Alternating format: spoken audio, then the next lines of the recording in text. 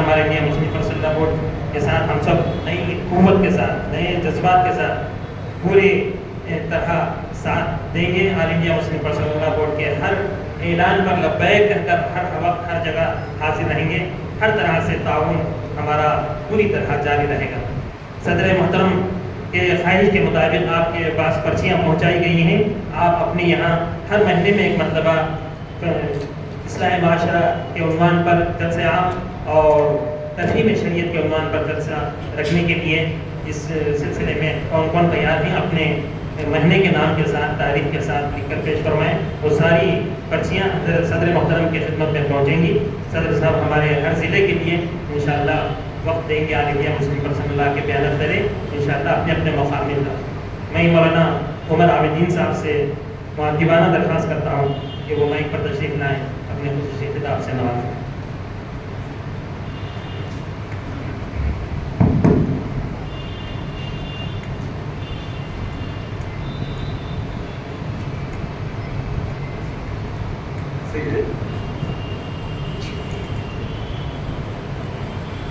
بسم اللہ الرحمن الرحیم. الحمدللہ والصلاة والسلام علی رسول اللہ صلی اللہ علیہ وسلم. اما بعد. شہنشین پر تشریف فرما نہایت قابل احترام علماء اور قائدین ملت اسلامیہ، مختلف جماعتوں اور تنظیموں کے ذمہ داران اور نہایت قابل احترام آندھرا پردیش کے علماء اور نمائندے حضرات، آج کا یہ اجلاس مختلف مناسبتوں سے بڑی اہمیت کا حامل ہے. آل انڈیا مسلم پرسنل لا بورڈ جو اس ملک میں امت کی وحدت اور اتحاد کا نشان، تحفظ کارواں کا سب سے باوقار اور معتبر کارواں، اور اس کے ساتھ ساتھ ریاست آندھرا پردیش کی جتنی موقر ملی تنظیمیں ہیں ان سب کے نمائندے اور ان سب کے ذمہ داران آج اس چھت کے نیچے فروکش ہیں. اور پھر اس دور کے سب سے بڑے فقیہ عالم دین حضرت مولانا خالد سیف اللہ رحمانی صاحب دامت برکاتہم کی آمد، یہ سب بڑی اہم مناسبتیں ہیں. مجھ سے پیشرو خطیب بڑے باکمال قداور شخصیت کے حامل ہیں، اور جن اہم نکات کی طرف انہوں نے توجہ دلائی، واقعی وہ باتیں ایسی ہیں کہ انسان اپنے دامن دل سے انہیں باندھے اور اپنی زندگی کا سمت سفر طے کرے. میں اس مناسبت سے ہمیں حکم دیا گیا کہ آپ حضرات سے کچھ گفتگو کروں. حقیقت یہ ہے کہ نہ یہ میری اوقات ہے اور نہ یہ وقت ابھی اجازت دیتا ہے کہ آپ حضرات کے سامنے کوئی تفصیل سے بات کی جائے. بہرحال 2-3 نکات ہم آپ کے سامنے رکھنا چاہیں گے. اللہ تعالیٰ نے فرمایا وَأَعُوذُ بِاللَّهِ مِنَ الشَّيْطَانِ الرَّجِيمِ بِسْمِ اللَّهِ الرَّحْمَنِ الرَّحِيمِ وَمَنْ يَبْتَغِي غَيْرَ الْإِسْلَامِ دِينًا فَلَنْ يُقْبَلَ مِنْهُ وَهُوَ فِي الْآخِرَةِ مِنَ الْخَاسِرِينَ. جس نے اسلام کے علاوہ کسی دین، کسی طریقہ زندگی کو اپنایا تو اس سے یہ بات قبول نہ کی جائے گی، اسے گوارا نہ کیا جائے گا، اور آخرت میں وہ خسارہ اٹھانے والوں میں سے ہوگا.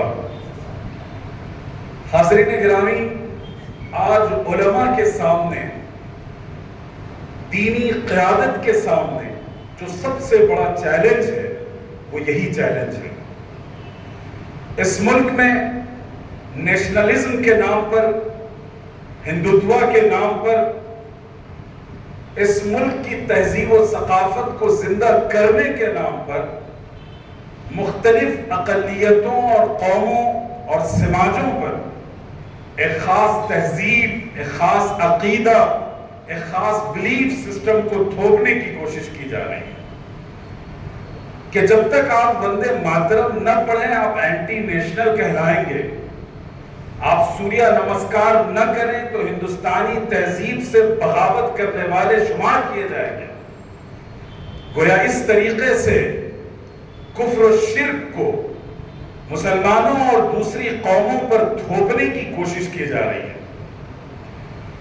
اور بات 2014 کے بعد کی نہیں ہے، 2014 سے پہلے بھی یہی منظرنامہ تھا، لیکن وہاں ترغیب کے ذریعے سے پہلا پھسلا کر آپ کو اپنے شکنجے میں پھانسنے کی کوشش کی جا رہی تھی، اور 2014 کے بعد ترغیب کے ذریعے سے ڈرا کر دھمکا کر آپ پر چیزوں کو مسلط کرنے کی کوشش کی جا رہی ہے۔ لیکن میں یہ کہنا چاہوں گا کہ حق و باطل کی یہ کشمکش، توحید اور کفر و شرک کی یہ جنگ آج سے نہیں ہے۔ اقبال نے کہا تھا اور بجا کہا تھا کہ اقبال نے اور مختلف شعراء نے اور خود قرآن مجید نے یہ بات ہمارے سامنے رکھی کہ ہر دور میں حق و باطل کی یہ کشمکش رہی۔ بوجہلی میڈیا اور ابو لہب کے گماشتے مکہ کی وادیوں میں توحید کی اس آواز کا گلا گھونٹنا چاہتے تھے۔ وہ چاہتے تھے کہ کمپرمائز ہو جائے، ایک دن ہم تمہارے خدا کی پوجا کر لیں اور ایک دن تم ہمارے خداؤں کی پوجا کر لو، تم ہمارے بھگوانوں کو تسلیم کر لو، ان کا احترام کرو۔ لیکن اسلام نے اس دو روئی کو پسند نہیں کیا۔ تو اقبال نے کہا تھا کہ ستیزہ کار رہا ہے ازل سے تا امروز، چراغ مصطفی سے شراب بولہبی۔ تو ایک طرف چراغ مصطفی ہے اور دوسری طرف ابو لہب اور ابو جہل کے جلائے ہوئے یہ شرارے ہیں جو آپ کے دامن توحید کو خاکستر کرنا چاہتے ہیں۔ اس ملک میں سب سے بڑا چیلنج آج علماء، قائدین، ملی تنظیموں کے سامنے یہ ہے کہ اسلامی شناخت کو چیلنج کیا جا رہا ہے۔ اب سوال یہ ہے کہ کیا ہم اس چیلنج کو قبول کر کے ان کے سامنے سینہ سپر ہونے کی صلاحیت رکھتے ہیں یا نہیں رکھتے؟ سوال یہ ہے کہ توحید پر ہمارا ایمان اور یقین کتنا مضبوط ہے۔ سوال یہ ہے کہ ہم اسلامی اقدار اور اسلامی ویلیوز کو لے کر کس درجہ ایمان اور یقین رکھتے ہیں۔ تو گویا آج آپ کے ایمان کا اصل امتحان ہے، اور غیر اسلام میں سے اگر ہم کچھ بھی قبول کرنے کے روادار ہو گئے، امن کے نام پر، شانتی کے نام پر، بھائی چارہ کے نام پر، گنگا جمنی تہذیب کے نام پر، انسانیت کے نام پر، تو یاد رکھیے گا کہ خدا کی قسم ہم خسارہ اٹھانے والوں میں سے ہیں۔ اس لیے ہمیں اور آپ کو تاریخ کے اس موڑ پر یہ طے کرنا ہے کہ ہمارا مستقبل کیا ہوگا اور ہماری آنے والی نسلوں کا مستقبل کیا ہوگا۔ اگر ہم اور آپ یہ احساس رکھتے ہیں اور یہ یقین رکھتے ہیں کہ ہم اسلام کے پیروکار ہیں اور اسلام ہی پر ہمیں جان دینی ہے، تو یاد رکھیے اس کے لیے 2-3 کام کرنے ہیں۔ اللہ کے رسول صلی اللہ علیہ وسلم کی درسگاہ سے جن افراد نے خوشچینی کی، وہاں سے تربیت پائے، ان کا جو مزاج تھا اسے اپنانا ہوگا۔ اللہ کے رسول صلی اللہ علیہ وسلم کے اصحاب، انہوں نے اپنے آپ کو کسی مسجد کا امام اور کسی چوہدی اور مسند کا مدرس بنا کر صرف نہیں رکھا۔ اللہ کے رسول صلی اللہ علیہ وسلم کے تربیت یافتہ جو افراد تھے، ان کا ویژن بالکل مختلف تھا۔ آج میں اگر ہم سے آپ سے کوئی پوچھے کہ آپ کی آئیڈینٹی اور شناخت کیا ہے، ہم کہہ دیں گے امام ہیں، عالم ہیں، مفتی ہیں، قاضی ہیں، لیکن یاد رکھیے گا کہ صحابہ کا یہ مزاج نہیں تھا. ان کی جو بلندی تھی وہ بالکل مختلف تھی. اس کی میں 2 مثالیں آپ کے سامنے رکھوں. اللہ کے رسول صلی اللہ علیہ وسلم حضرت علی اور حضرت معاذ بن جبل رضی اللہ عنہما کو یمن کے لیے روانہ کر رہے ہیں. ایک کے حوالے گورنری کی گئی اور ایک کو ایجوکیشن کا منسٹر یا ذمہ دار بنا کر بھیجا گیا. اور آپ صلی اللہ علیہ وسلم نے امتحان لیا، دونوں کامیاب ہوئے. پھر آپ صلی اللہ علیہ وسلم نے ایک جملہ کہا. آپ نے فرمایا کہ الحمدللہ الذی وفق رسول اللہ صلی اللہ علیہ وسلم. تمام شکر و تعریف ہے اس اللہ کے لیے جس نے میرے صحابی، میرے دوست، میرے ساتھی، میرے شاگرد یا سماج کے مولویوں کو اس بات کی توفیق دی. یہ نہیں کہا، آپ نے فرمایا کہ رسول اللہ، اللہ کے پیغمبر کے یہ پیغمبر ہیں. تو گویا علماء کرام یہ امبیسڈر ہیں رسول اللہ صلی اللہ علیہ وسلم کے. ان کا مقام صرف ایک مسجد کی امامت اور ایک مدرسے کی مسند نشینی نہیں ہے، بلکہ یہ تو اللہ کے رسول صلی اللہ علیہ وسلم کے امبیسڈر بنا کر بھیجے گئے. آپ حضور صلی اللہ علیہ وسلم کے رسول ہیں. آپ صلی اللہ علیہ وسلم کے الفاظ پر غور کیجیے. اسی طرح ربی ابن عامر کو یاد کیجیے. رستم کے دربار میں کھڑے ہیں. اس نے سوال کیا من الذی بعثک، کس نے تمہیں بھیجا ہے؟ وہ کہہ سکتے تھے فلاں نے بھیجا، امیر نے بھیجا، خلیفہ نے بھیجا. انہوں نے فرمایا اللہ الذی ابتعثنا، ہم خود نہیں آئے، اللہ نے ہمیں بھیجا ہے.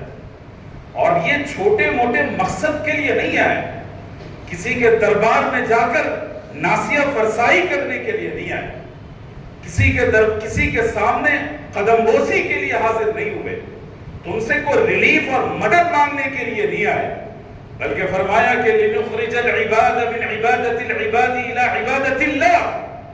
ہم اس لیے آئے ہیں کہ انسانوں کی غلامی سے انسانوں کو نکال کر اللہ کی غلامی کی طرف لے جائیں. یہ وہ ویژن آف لائف تھا. اور آگے انہوں نے کہا کہ وہ من جور الادیان الى عدل الاسلام، جو دھرموں نے، ازمس نے، مختلف ریلیجن نے انسانوں پر ظلم ڈھائے تھے، ستم ڈھایا تھا، اس ظلم کی چکی سے انہیں نکال کر اسلام کے عدل اور جسٹس والے نظام کی طرف لے جانا چاہتے ہیں. یعنی پورے سماج کی فکر ہے، پورے سماج کی غلامی کی زنجیروں کو توڑ کر ایک اسلام کے عدل پر مبنی نظام کی طرف لے جانا. یہ وہ انقلابی ویژن تھا صحابہ کرام کا. لیکن ہم یہ ویژن نہیں رکھتے. ہم اپنے مسلک کی بندشوں میں کہ ہم صرف اپنے مسلک کی دعوت پر جائیں گے، فلاں مسلک کے پاس نہیں جائیں گے، فلاں انسانی گروہ کے پاس نہیں جائیں گے. صحابہ کرام کا یہ مزاج نہیں تھا. اللہ کے رسول صلی اللہ علیہ وسلم کی تربیت کا یہ اثر تھا کہ وہ پوری دنیا کو اپنا مخاطب سمجھتے تھے اور پوری دنیا کے لیے اصلاح کا نظام لے کر آئے تھے. میرے عزیز دوستوں، بزرگوں، نوجوانوں اور ملی تنظیموں کے سپہ سالاروں، ہمارا وہ ویژن ہونا چاہیے جو صحابہ کرام کا تھا. آج سے ہم یہ ریالائزیشن اپنے اندر پیدا کریں کہ ہم محض ایک مولوی اور ایک عام محلے کے امام نہیں ہیں، بلکہ ہم تو پورے سماج کو بدلنے کے لیے بھیجے گئے ہیں. اور میرا جو اصل منصب اور ٹائٹل ہے وہ یہ ہے کہ نحن رسول اللہ صلی اللہ علیہ وسلم، ہم پیغمبر اسلام صلی اللہ علیہ وسلم کے امبیسڈر ہیں، اللہ کی طرف سے خلیفہ بنا کر بھیجے گئے ہیں. اور ہمیں اتنی سی زمین کا ٹکڑا دے کر سیٹسفائیڈ نہیں کیا جا سکتا، ہم زمین فروشی نہیں کر سکتے، بلکہ ہمارا مخاطب پورا انسانی گروہ ہے اور ہم پورے انسانی سماج کی اصلاح چاہتے ہیں. سب سے پہلا یہ ریالائزیشن، یہ یقین اپنے اندر پیدا کرنا. آل انڈیا مسلم پرسنل لا بورڈ کے سابق ایک صدر حضرت مولانا قاضی مجاہد الاسلام قاسمی رحمہ اللہ تھے. اللہ نے بلا کی صلاحیت اور قبولیت عطا کی تھی. وہ ایک بڑا سنہرا جملہ کہتے تھے، میں آپ سب سے نقل کروں گا، اور میں نے اپنی زندگی میں اس کا فائدہ محسوس کیا. میرے دادا تھے، وہ فرماتے تھے کہ انسان جس سطح پر سوچتا ہے اللہ اسی سطح پر اس سے کام لیتے ہیں. جب آپ اپنی زندگی کا دائرہ محدود کر لیں گے، اپنے محلے، اپنی قوم، اپنا علاقہ، اپنا قبیلہ، اپنا مسلک، اپنا مشرق، تو اللہ تعالیٰ آپ کی سطح کو اتنی سطحی بنا دے گی. اور جب آپ کی فکر بلند ہوگی، آپ کا نظریہ بلند ہوگا، تو اللہ تعالیٰ اس سطح پر آپ سے کام لیتے ہیں. اور یہ بات اصل میں حدیث کی ترجمانی ہے. آقا علیہ السلام نے فرمایا انا عند ظن عبدی بی، حدیث قدسی ہے، میرا بندہ جیسا مجھ سے گمان رکھتا ہے میں اسی طرح اس کے ساتھ معاملہ کرتا ہوں. تو اس لیے ہمیں اپنا ویژن بدلنا ہوگا. ان تمام چوہدیوں سے اور چہار دیواری سے بلند ہو کر پوری امت اور پوری انسانیت کو اپنا مخاطب بنائیے. دوسری بات، آج جو سب سے بڑا چیلنج ہے وہ دو چیلنج ہیں. ایک ریسرچ کے مطابق پوری دنیا میں دو اسم سب سے زیادہ پھیل رہے ہیں. ایک ہے اسلام اور دوسرا ایتھزم. اسلام وہ مذہب ہے جسے ہم اور آپ فالو کرتے ہیں، اور دوسرا ہے ایتھزم. ایتھزم کا مطلب ہوتا ہے الحاد. یاد رکھیے کہ سب سے زیادہ جو چیز آج پوری امت کے لیے چیلنج ہے وہ یہ ہے کہ ہمارا اعلیٰ تعلیم یافتہ طبقہ، ہمارے پڑھے لکھے نوجوان انٹلیکچوئلز، وہ دین سے برگشتہ ہوئے جا رہے ہیں. اور میں پوری دیانتداری کے ساتھ اور شعور کی گہرائی کے ساتھ یہ بات کہنا چاہوں گا کہ اس الحاد میں کہیں نہ کہیں ہمارے رویے کی کمی کا بھی دخل ہے. ہم نے لوگوں کو تقسیم کر رکھا ہے کہ یہ مدرسے سے پڑھے ہیں تو یہ علماء ہیں، اور یہ پی ایچ ڈی اور ماسٹرز کر چکے یہ جہلا ہیں. اسلام نے علم کی یہ ڈیفینیشن کہیں نہیں کی کہ صرف مدرسے کا پروردہ عالم ہوگا، بلکہ اسلام نے علم کا جو معیار ہے، قرآن میں جتنی آیتیں علم کی جمع کر لیجئے اور ان سے جو مطلب اور ہمیں مفہوم سمجھ میں آتا ہے، ہر وہ چیز جو انسانیت کے لیے نفع بخش ہو وہ علم ہے. اگر کوئی آدمی سائنس کا علم حاصل کر رہا ہے، قرآن اسے بھی علم کنسیڈر کرتا ہے. آپ کو اندازہ ہے قرآن مجید میں 1000 آیتیں نیچر اور سائنس کے حوالے سے، 1000 آیتیں. کوئی معمولی تعداد ہے. فقہ سے متعلق جو احکام سے متعلق آیتیں ہیں ان کی تعداد با اختلاف اقوال علماء 400 سے 500 ہے. لیکن سائنس اور فطرت اور نظام فطرت اور اس فزیکل یونیورس کے بارے میں 1000 سے زیادہ آیتیں ہیں. تو ان کا علم حاصل کرنے والا جاہل اور صرف احکام کو پڑھنے والا عالم ہوگا. قرآن کا یہ نقطہ نظر نہیں ہے. علامہ یوسف القرضاوی، ابن عبد البر اور خطیب بغدادی، ان لوگوں کی کتابیں ہیں جس میں حدیثیں آیتیں جمع کی. آپ دیکھیے کہ اسلام کا تصور علم کیا ہے. اگر یہی بات ہے، غزوہ بدر میں رسول اللہ صلی اللہ علیہ وسلم نے جو سیکھنے کے لیے کہا تھا کفار کے ذریعے سے، تو کیا وہ قرآن سکھا رہے تھے؟ کیا وہ حدیثیں سکھا رہے تھے؟ اس زمانے کی ماڈرن ایجوکیشن دو چیزیں تھی، ایک رائٹنگ اسکلز اور دوسرے ریڈنگ اسکلز. مہارت القراءۃ والکتابہ، لکھنے اور پڑھنے کی صلاحیت، وہ ماڈرن ایجوکیشن تھا اس دور کا، اور اللہ کے رسول صلی اللہ علیہ وسلم نے اپنے صحابہ کو سکھایا. تو میں یہ عرض کر رہا تھا کہ ہمارا جو یہ رویہ ہے کہ ہم نے قناعت کر لی کہ صرف یہ ہمارے لوگ ہیں. یاد رکھیے جتنے کلمہ گو ہیں وہ سب ہمارے مخاطب ہیں اور ان سب کا ہم پر حق ہے. دوسری بات جو الحاد کے حوالے سے سب سے بڑا چیلنج ہے وہ یہ ہے مس انفارمیشن اباؤٹ اسلام. اسلام کے بارے میں مسکنسیپشنز اور غلط فہمیاں پیدا کی گئی اور اس کو اتنا پروجیکٹ کیا گیا، اتنا پروموٹ اور پریچ کیا گیا کہ لوگ غلط فہمیوں کے شکار ہوئے. لیکن ہمارے درمیان ایسے افراد، ایسے علماء جو ان کو اس زبان میں سمجھا سکے، اس لاجیکل ریزننگ کے ذریعے سمجھا سکے، ایسے افراد نہیں ہیں کہ نہ کے برابر ہے. ہم تو سوال کرنے کو ناپسند کرتے ہیں. کسی نے سوال کر دیا تو کہا کہ گمراہ ہو گئے، ایسے سوالات کیے جاتے ہیں. اللہ کے رسول صلی اللہ علیہ وسلم نے ایسے ایسے سوالات کو ایڈریس کیا ہے کہ ہماری عقل حیران رہ جائے گی. ایک صاحب آئے بیعت کرنے کے لیے، کہا حضور ایمان پر بیعت کرتا ہوں. کہا کرو. ایمان قبول کر لیا. کہا اور کیا حکم ہے؟ آپ صلی اللہ علیہ وسلم نے فرائض بتا دیے. کہا ٹھیک ہے مانتا ہوں. کہنے لگے حضور بس زنا کرنے سے نہیں رکوں گا. اگر ہم جیسا کوئی مولوی ہوتا تو ڈنڈا اٹھا لیتا اور اسے گمراہ اور فاسق اور فاجر اور جہنمی پتہ نہیں کیا کیا کہہ دیتا. قربان جائیے آقا علیہ السلام پر. آپ صلی اللہ علیہ وسلم نہ ناراض ہوئے، نہ ڈانٹا، نہ اسے برا بھلا کہا، نہ بددعائیں دی. آپ صلی اللہ علیہ وسلم نے کہا کہ بھلا بتاؤ کہ اگر کوئی تمہاری بہن کے ساتھ ایسا کرے کیا تم اس کے روادار ہوگے؟ کہا نہیں. کہا کوئی تمہاری بیٹی کے ساتھ اس طرح کرے تم اس کی اجازت دو گے؟ کہا نہیں. کوئی تمہاری ماں کے ساتھ کوئی اس طرح کرے تم انگیز کر لو گے؟ کہا نہیں. تو کہا تم جس لڑکی کے ساتھ زنا کرو گے وہ بھی تو کسی کی ماں ہوگی، کسی کی بہن ہوگی، کسی کی بیٹی ہوگی. صلی اللہ علیہ سیدنا محمد. یہ رسول اللہ صلی اللہ علیہ وسلم کا طریقہ تربیت تھا. تو قرآن نے خود کہا وَلَوْ كُنْتَ فَضًّا غَلِيظًا لَانفَضُّوا مِنْ حَوْلِكَ. اگر ہم درست روی اپنے اندر اپنا لیں، مزاج میں سختی اور خشونت پیدا کر لیں تو لوگ ہمارے گرد جمع نہیں ہوں گے، بگڑ جائیں گے. اللہ کے رسول صلی اللہ علیہ وسلم نے مثال دی، کہا کہ دیکھو میری اور تمہاری مثال ایسی ہے کہ ایک جانور ہے جو بگڑ گیا اور لوگ دوڑتے جاتے ہیں اس کو پکڑنے کے لیے اور وہ اونٹنی اور بھاگے جاتی ہے اور دور چلی جاتی ہے. پھر آپ صلی اللہ علیہ وسلم نے فرمایا کہ اس کا جو مالی ہے وہ جب دیکھتا ہے اس صورتحال کو تو اپنے ہاتھ میں چارہ لیتا ہے، اس کی طرف بڑھتا ہے، اسے دکھاتا ہے، رجھا کر اسے کھلاتا ہے اور اس کی پیٹھ تھپ تھپاتا ہے. یہ امت کے تئیں محبت، ہمدردی، شفقت اور ان کے احساسات اور جذبات کا لحاظ اگر ہمارے اندر ہوگا تب جا کر ہم اپنے اس طبقے کو بچا سکیں گے.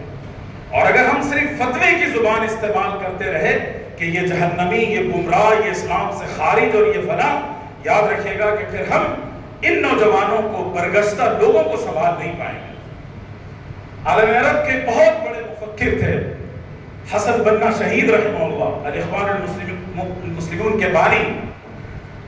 وہاں مصر میں ایک زمانے میں یہ مسئلہ چل پڑا کہ تراویح کی رکعتیں 20 ہیں. نہیں اصل میں سعودی عرب سے ایک مسئلہ اٹھایا جاتا ہے کہ جس نے بھی فرض نماز جان بوجھ کر چھوڑ دیا وہ کافر ہو گیا. کوئی بھی. اب اس طرح کافروں کی فیکٹری کھلی ہے جناب، کافر پہ کافر بنائے جا رہے ہیں. تو شیخ حسن بنا شہید رحمہ اللہ سے یہی مسئلہ کسی نے پوچھا، ما حکم تارک الصلاۃ، نماز چھوڑنے والے کا کیا حکم ہے؟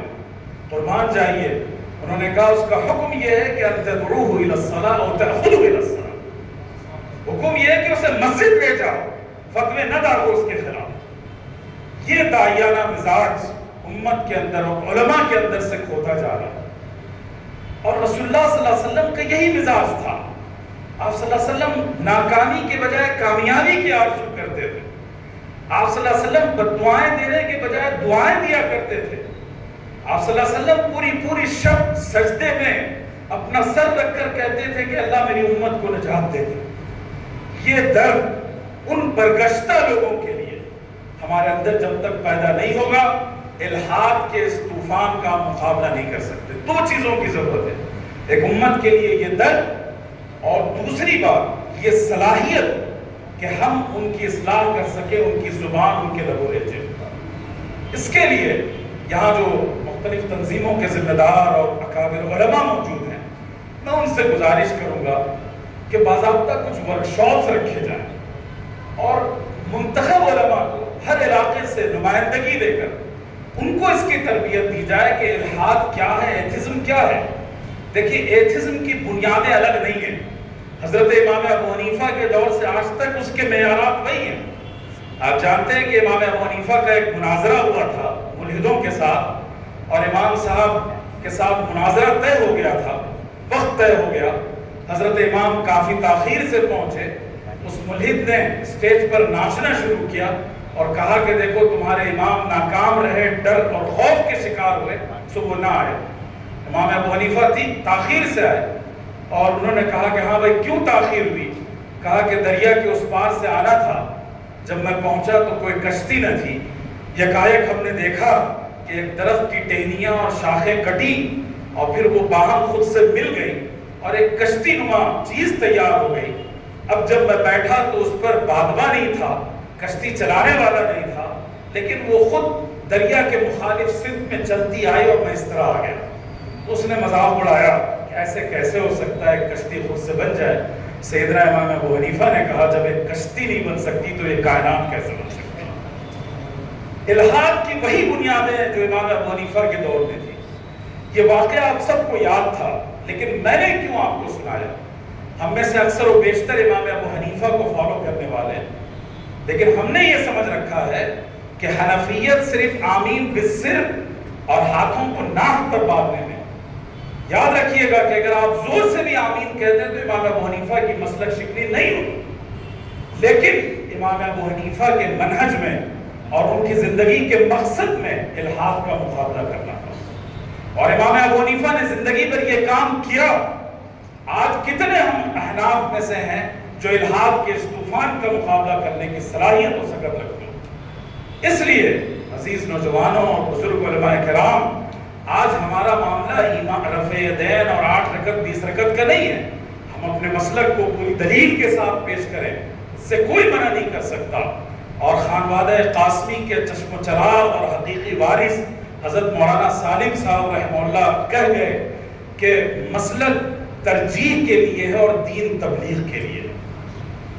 تو یہ ترجیحات اور پرائرٹیز ہمارے سامنے ہونی چاہیے کہ جس وقت ہمارا کارواں بکھر رہا ہو، الحاد اور ارتداد کے شکنجے مسلم سماج پر کسے جا رہے ہوں، ہماری ترجیحات صرف مسلکی مسائل رہ جائیں. ہم الحاد کے لیے ایک کانفرنس نہ کر سکیں، اپنے افراد تیار نہ کر سکیں، ہمارے لائے عمل میں الحاد اور ارتداد کے مقابلے کے لیے کوئی نظام العمل نہ ہو، تو یاد رکھیے گا یہ بے دینی ہے، یہ دین نہیں ہے. میں پوری ذمہ داری کے ساتھ اللہ کے گھر میں کہہ رہا ہوں، اس لیے کہ اسلام وہ مذہب ہے جس کی ترجیحات متعین ہیں. آپ جانتے ہیں قرآن نے کہی یہ بات، اور قرآن ہی یہ بات کہہ سکتا ہے کہ تم یہ سمجھتے ہو کہ کعبۃ اللہ کی خدمت کر لینا یہ دین ہے، اور تم ان لوگوں سے بہتر ہو جاؤ گے جو اللہ پر ایمان رکھتے ہیں، اللہ کے راستے میں جانوں کا نذرانہ پیش کرتے ہیں. تو یہاں قرآن نے فقہ الاولویات بتائی. ترجیحات کسے کہتے ہیں؟ کہ صرف کسی خس و خاشاک کی عمارت تیار کرنا دین کا مقصد نہیں ہے، دین کی سربلندی اور اس کا دفاع مقصد ہے. تو ہمیں اپنی ترجیحات متعین کرنی چاہیے بحیثیت اجتماعی طور پر ملی تنظیموں کو اور انفرادی طور پر ہمارے علماء کو. تمام تر لٹریچر موجود ہے، مولانا رحمت اللہ کیرانوی کی کتاب موجود ہے، امام قاسم نانوتوی کا لٹریچر موجود ہے، اور اس دور میں بھی بہت سی اہم کتابیں لکھی گئی ہیں. مسئلہ یہ ہے کہ ہم پڑھتے نہیں ہیں، پڑھنے کا ذوق جاتا تھا. اس لیے جو سب سے بڑا چیلنج ہے وہ ہے الحاد، اور اس کے لیے ہم کو اور آپ کو تیار ہونا ہے. ہم سب کی نسبت شاہ ولی اللہ محدث دہلوی رحمۃ اللہ علیہ سے ہے، حدیثی نسبت بھی ہے، منہجی نسبت بھی ہے، اور ہم لوگ ان کو اپنے مسلک میں فٹ کرنے کی کوشش کرتے ہیں تو مسلکی نسبت بھی ہے. شاہ ولی اللہ کا اصل کارنامہ کیا ہے؟ امام شاہ ولی اللہ محدث دہلوی نے حجت اللہ بالغہ کس لیے لکھی؟ اس سے پہلے امام غزالی نے احیاء علوم الدین کس لیے لکھی؟ عز الدین ابن سلام نے کیا کام کیا؟ ان تمام ائمہ اور مجتہدین کی فہرست اگر آپ تیار کریں گے تو میں ایک لفظ میں یہ کہہ سکتا ہوں کہ انہوں نے اپنے دور کے الحاد کا مقابلہ کیا. شاہ ولی اللہ نے اسلام کی حکمتیں، وزڈم، ریزننگ کیا ہے اس کو بیان کیا. امام غزالی نے یہی کام کیا، عز الدین ابن سلام نے یہی کام کیا، امام ابن قیم نے اسی کام کو آگے بڑھایا. تو یہ ہمارے بزرگوں کا ورثہ ہے. تو اب ہمارے درمیان ایسے افراد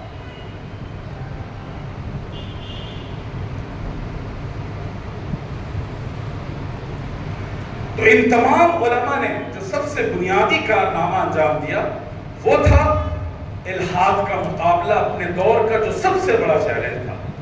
تو آج بھی ہمارے اور آپ کے سامنے یہی بادل منڈلا رہے ہیں، ہمیں اس کے لیے تیار کرنا ہے اپنے آپ کو.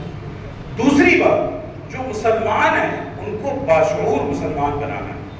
ہماری جتنی مسلم تنظیمیں اور تحریکیں ہیں، اللہ ان کو جزائے خیر دے، ان کی خدمات کو قبول فرمائے. انہوں نے اپنی جد و جہد اور کوشش کے ذریعے سے باعمل مسلمان بنانے کی کوشش کی. माशाअल्लाह कोई नमाज का पाबंद बना देता है, कोई तिलावत का पाबंद, कोई इश्क रसूल की मोहब्बत से दिलों को मामूर कर देता है। ये सब हमारे शुक्रिया के मुस्तहिक है और अल्लाह इन सब की खिदमत को कबूल फरमाए। लेकिन आज के दौर में बाअमल मुसलमान होने के साथ साथ बाशऊर मुसलमान बनाना जरूरी है। क्या मतलब है बाशऊर मुसलमान बनाने का? कई हालात और ऐसे वाक़यात सामने आते हैं, लोग कहते हैं कि बाकी तो ठीक है। जब ट्रिपल तलाक का मसला था, पूरे मुल्क में खवातीन से नेटवर्किंग की गई, तो बहुत सी प्रैक्टिसिंग बाअमल बाहिजाब खवातीन ने कहा कि बाकी तो सब ठीक है, लेकिन ये बात समझ में नहीं आती कि इस्लाम ने तलाक के मामले में औरतों के साथ ज़्यादती क्यों की। नाउज़ुबिल्लाह, ये कुफ्र है ना सरासर। तो ये बेशऊर मुसलमान होने की अलामत है कि हम जिस हुक्म शरअ को मानते हैं उसके पीछे शरीयत ने क्या हिकमतें रखी हैं, उसके पीछे क्या असबाब कार फरमाए, उससे भी आगाह करना जरूरी है। बहुत से प्रैक्टिसिंग मुस्लिम मुख्तलिफ जमातों, तंजीमों, तहरीकों का हिस्सा है, लेकिन आज के दौर में इन सबको बाशऊर मुसलमान बनाना जरूरी है। अगर बाशऊर मुसलमान नहीं बनाएंगे तो जिस तरह हमारी मेहनत से मस्जिद आने वाला बच्चा कभी शकील बिन हनीफ के फितने का शिकार हो जाता है और कभी किसी दूसरी गुमराह तंजीमों का शिकार होता है, उसकी बुनियादी वजह ये है। इसलिए मकातिब का जो निज़ाम है, और माशाअल्लाह आप सब उससे वाबस्ता हैं, उसको मुनज़्ज़म और मुस्तहकम बनाने की ज़रूरत है। कुरान के हुरूफ भी पढ़ाए जाएं, उसके मानी भी पढ़ाए जाएं, आका अलैहिस्सलातु वस्सलाम की सुन्नत और सीरत को पढ़ाया जाए। यह सबसे बड़ा खूंटा है इन तमाम फितनों के मुकाबले के लिए। जिस दिल में आपने रसूलुल्लाह सल्लल्लाहु अलैहि वसल्लम की हकीकी मोहब्बत डाल दी और उनकी शख्सियत की अजमत डाल दी, फिर वो दिल दोनों जहां से बेनियाज हो जाएगा। तो मेरे मोहतरम दोस्तों और बुजुर्गों, मैं इस लायक नहीं था और इस जसारत के लिए माजरत चाहता हूँ, लेकिन जो सबक अपने बुजुर्गों से सीखा और पढ़ा उसे हमने आपके सामने दोहराया। खुलासा ये है कि आज की दुनिया का सबसे बड़ा चैलेंज इल्हाद है। इमाम अबू हनीफा हों, इमाम इब्न तैमिया, इब्न क़य्यिम और इमाम शाह वलीउल्लाह मुहद्दिस देहलवी तक, खुद इमाम कासिम नानौतवी तक, इन सब ने इल्हाद और इर्तिदाद के मुकाबले को अपनी ज़िंदगी का सबसे बुनियादी मकसद बनाया। आज ज़रूरत इस बात की हम और आप बनाएं। और दूसरी बात, जो मुसलमानों में इस्लाह और तालीम और तरबियत का फरीज़ा अंजाम दे रहे हैं, उसमें हमें बाशऊर के बाअमल के साथ साथ बाशऊर मुसलमान भी बनाना है, वरना हम इन हालात का मुकाबला नहीं कर पाएंगे। वला क़द्दरल्लाह हाज़ा व सल्लल्लाहु अला सय्यिदिना मुहम्मद व बारिक व सल्लिम वल्हम्दुलिल्लाहि रब्बिल आलमीन। जज़ाकुमुल्लाह खैर, अहसन जज़ा। मैं आली जनाब शेख निज़ामुद्दीन साहब, रुकन all India Muslim personal law board से दरख्वास्त करता हूँ कि स्टेज पर तशरीफ लाएँ। इसी तरह मौलाना नईम कौसर साहब, महबूब नगर मोहतमिम दारुल उलूम ख़ासुस सबील से गुजारिश करता हूँ कि स्टेज पर तशरीफ लाएँ। मौलाना मोहम्मद यासीन साहब कोयला कोटला के, उनसे भी गुजारिश है कि वो स्टेज पर तशरीफ लाएँ। जज़ाकुमुल्लाह खैर। अब मेहमानों की शालपोशी हो रही है। मैं जमीयत अहले हदीस से ताल्लुक़ रखने वाले हाफिज़ मंजूर साहब से गुजारिश करता हूँ कि मौलाना रिफाई साहब की शालपोशी।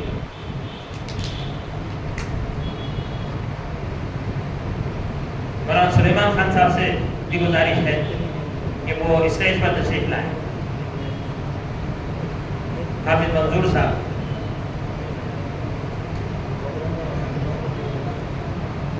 मजलिस उलमा व अइम्मा के सदर मौलाना ज़ुबैर अहमद खान साहब, डॉक्टर यासीन अली उस्मानी साहब की शालपोशी।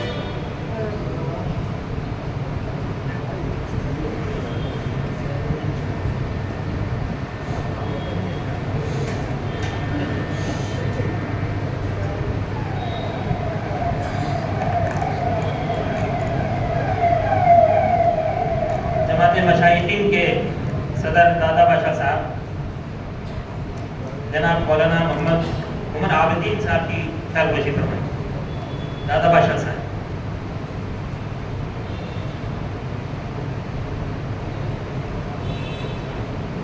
हाली जनाब MLA अब्दुल हफीज़ खान साहब, मौलाना मतीनुद्दीन कादरी, रुकने all India Muslim personal law board, रुकने असासी all India Muslim personal law board की शालपोशी फरमाएं।